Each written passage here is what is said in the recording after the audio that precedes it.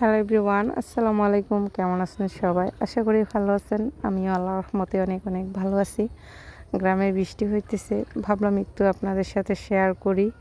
আমি বাড়িতে আসার পর এই প্রথম বৃষ্টি হইতেছে। আমি আসছি শুক্রবারে, আজকে বৃহস্পতিবার। তো আজকে বিকালবেলায় বৃষ্টিটা হইতেছিল, তখনই ভাবলাম একটু ভিডিও করি, আপনাদের সাথে শেয়ার করি। যদিও যারা গ্রামে থাকে তারা কিন্তু বৃষ্টি হলে অনেক অনেক আনন্দ করে, বৃষ্টিতে ভিজে অনেক মজা করে। আমি যখন ছোট ছিলাম, আমি বুঝের হয়েছি যে তখন থেকে, আমি ছোট থেকে বড় হয়েছি যে আমি ইচ্ছে মতো বৃষ্টিতে ভিজছি, আমার কোনো সমস্যা হয় নাই। তবে আমার মা সবসময় ডাকাডাকি করতো যে মাথা ব্যথা করবে, ওই সমস্যা হবে, ঠান্ডা লাগবে, জ্বর হবে, অনেক কথাই বলতো আমার মা, ডাকাডাকি করতো। মায়ের মন তো তো কিচ্ছু হতো না তখন। কিন্তু এখন আমি একটু বৃষ্টিতে ভিজতে পারি না, কেন জানি না। আমার মা চলে গেছে আমাদেরকে ছেড়ে, এই ৮ বছর হয় না এখনো, ৭ বছরও হয় না এখনো। তো যাই হোক, এই দুনিয়ার মায়া ত্যাগ করে চলে গেছে আমার মা।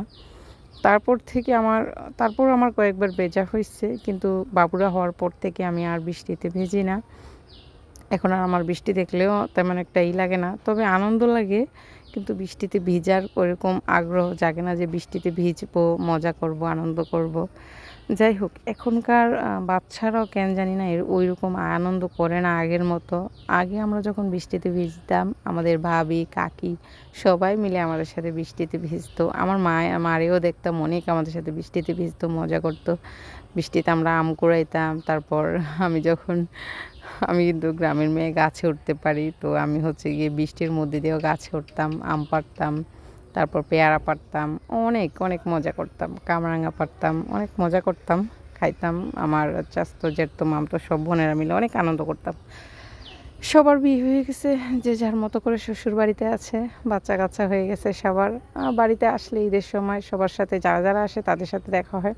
আবার আমি চলে যাই, তারা আসে, আমাকে দেখতে পায় না। যাই হোক, অনেকের সাথে দেখা, অনেকের সাথে দেখা হয় না। তবে সেই দিনগুলোর অনেক মিস করি। সবাই এখন কেউ আর আগের মতো বৃষ্টিতে ভিজতে পারে না, আনন্দ করতে পারে না, মজা করতে পারে না, কেমন যেন হয়ে গেছে। মানে দিনকাল ভালো লাগে না এখন আর। দিন দিন কেমন জানি মানুষও কমে যাচ্ছে, বাড়ি একেবারে কেমন একটা কানা কানা হয়ে যাচ্ছে। আর আমি হচ্ছে গিয়ে আমি আমার নানুগো বাড়িতেও অনেক যেতাম।